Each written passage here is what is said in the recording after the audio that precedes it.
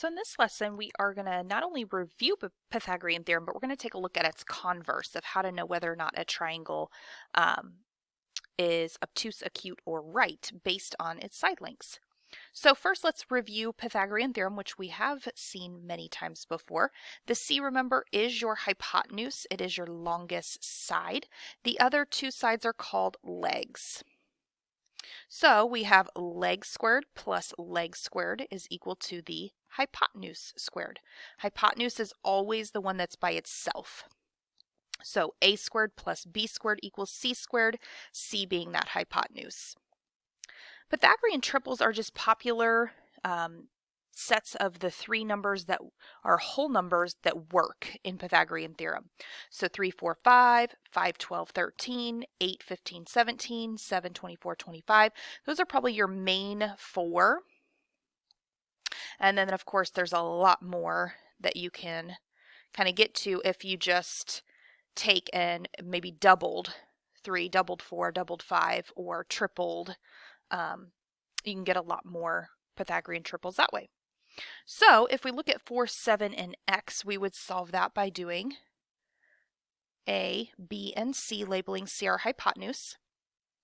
A squared plus b squared equals c squared, and we would plug in 4 and 7, and leaving c as c or x.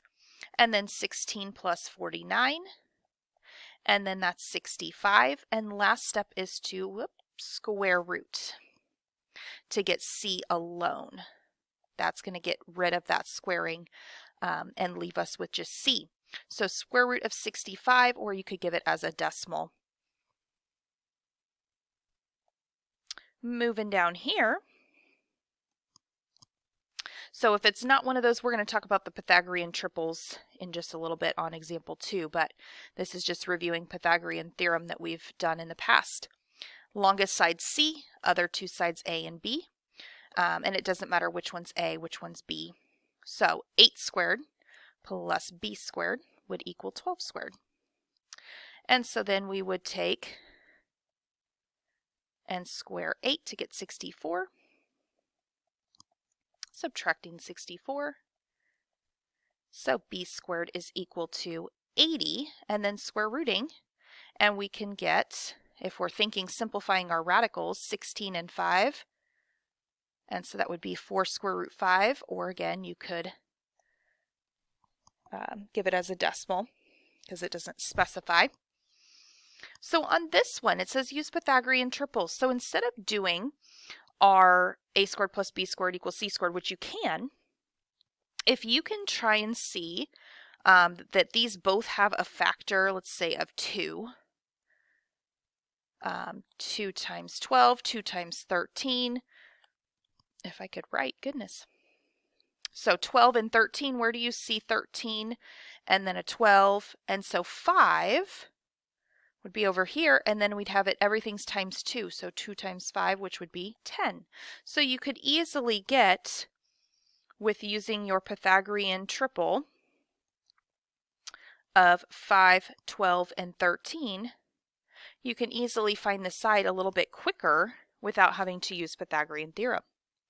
So let's take a look at this one. And it's just kind of breaking down the factors.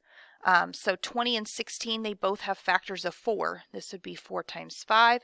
This would be 4 times 4. So 4 here, 5 here. And if we think about or look back at our list, a 3, 4, 5 Pythagorean triple, that would mean that this side would be 3, but then we take it times 4, and that would give me 12. So even if you don't know your Pythagorean triples, you can, again, use Pythagorean theorem, but it can be something that can help you go a little bit quicker. So with the converse of Pythagorean theorem, if these three sides work in Pythagorean theorem, then it is a right triangle. Well, what if it doesn't? What if this side, c squared, is bigger? So if c squared is greater, then we're going to have an obtuse triangle. See how that one's bigger? That's not a right angle, that's obtuse. And then if c squared is less than your a squared plus b squared, then it's going to be an acute. And then remember that if c squared is equal, it's always a right triangle. Okay, so let's go ahead and practice that down here with 9, 12, and 15. So we know which one has to be the c. It's 15, so I like to put that one first.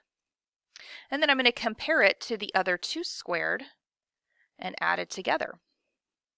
So 15 squared, I'm going to go ahead and do either in my brain or my calculator and get 225.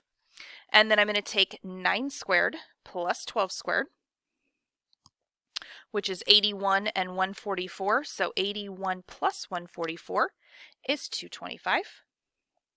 And those are equal. So it is a right triangle since those two are equal.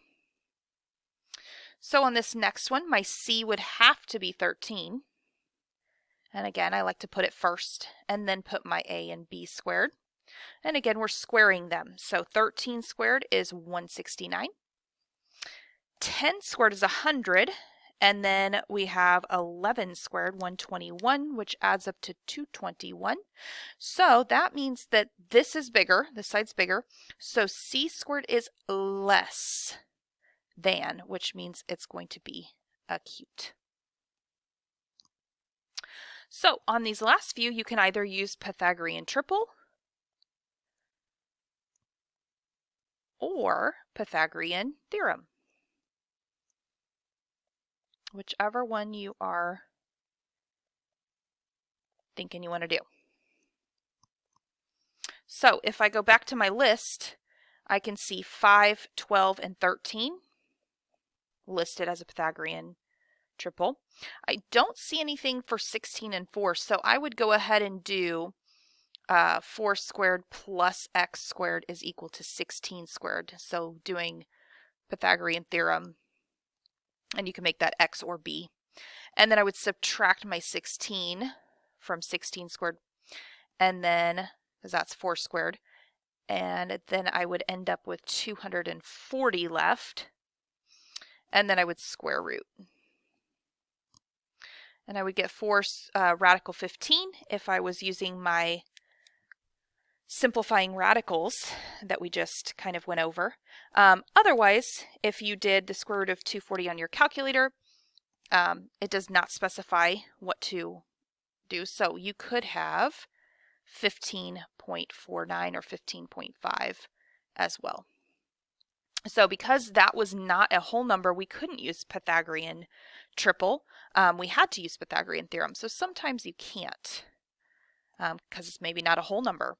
So here's A, here's B. I would look to see, well, 9 and 12, this is like 3 times 3, and this is like 3 times 4. So it's like I have a 3, a 4, and so that would make this 5, but then I want to take 3 times it. So I would get 15. But again, you could use Pythagorean theorem on that one as well. Pythagorean theorem will always work. It's just the Pythagorean triples that might not always work. So 16 here, that would make this 8, this leg 15. And so I would look for 8, 15, and then my hypotenuse, what would it be if I had a Pythagorean triple, because those are both whole numbers, and that would make this one 17. So Pythagorean triples just can help you go a little bit quicker.